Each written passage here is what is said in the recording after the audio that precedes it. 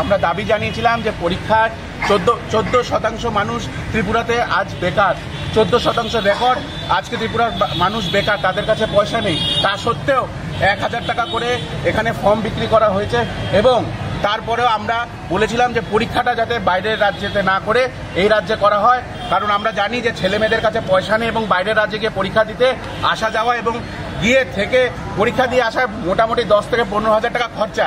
কিন্তু তারপরেও সেই 25 তারিখ ওনারা একটা বিজ্ঞপ্তি দিয়েছে, এই ব্যাংকের থেকে বলা হয়েছে যে ব্যাংকের নাকি 6 নম্বর পয়েন্টে লেখা আছে যে মানুষ যদি বেশি হয়, অ্যাপ্লিকেশন যদি বেশি পড়ে, তাহলে সেন্টার তারা বাইরের রাজ্যেতে পরীক্ষা দেবে। যেখানে আমরা ওদের স্টেটমেন্ট দেখিয়ে দিচ্ছি, সব ভুয়ো কথা বলেছে।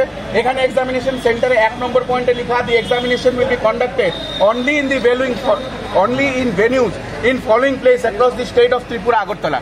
এবং ওরা যে 6 নম্বর পয়েন্টের কথা বলছে, এখানে লিখেছে if sufficient number of candidate do not opt for the particular centre for online examination, bank reserves the right to allot any other adjacent centre those candidate or if যদি মানুষ বেশি হয় তাহলে নতুন সেন্টার দেওয়া হবে। এখানে কোথাও লেখা হয়নি যে রাজ্যের বাইরে সেন্টার দেওয়া হবে।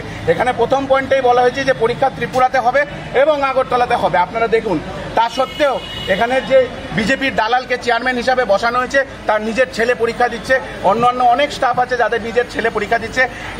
এখানে আমি যদি অ্যাভারেজ ধরি, ওরা ফর্ম বিক্রি করে 19,646টা ফর্ম বিক্রি করে অ্যাভারেজ যদি 900 টাকা করেও ধরি, 1,70,00,000 টাকার ওপরে ওরা খালি ফর্মে পেয়েছে।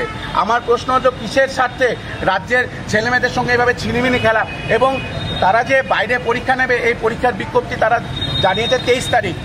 এখন কোথাও টিকিট নেই, ছেলেমেয়েরা রাস্তায় ঘুরছে, ছেলেমেয়েদের হাতে পয়সা নেই, ছেলেমেয়েরা নিজের বাড়িঘর বিক্রি করছে। আমাদের কাছে রিপোর্ট আছে, জমি বিক্রি করে পয়সা নিয়ে মানুষ পরীক্ষা দেওয়ার জন্য যাচ্ছে।